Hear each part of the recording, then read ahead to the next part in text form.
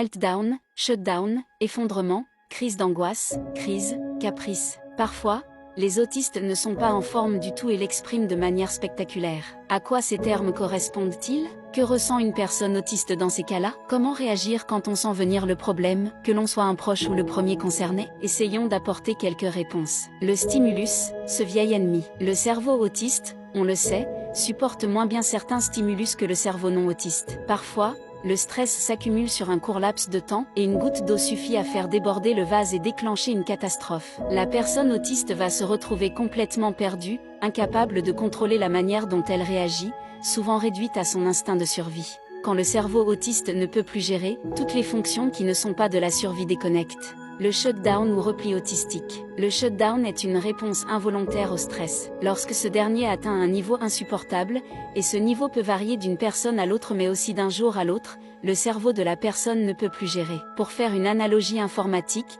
le shutdown revient à fermer des onglets quand on constate que le navigateur est sur le point de planter. La personne va éviter le regard des gens autour d'elle, se détourner de l'activité en cours, arrêter de parler ou répondre en monosyllabes, parfois pleurer ou se balancer. Son attitude corporelle va traduire une intense fatigue, la personne peut avoir besoin de s'asseoir voire de s'allonger, même au sol. Pendant un shutdown, on se sent épuisé, confus, perdu.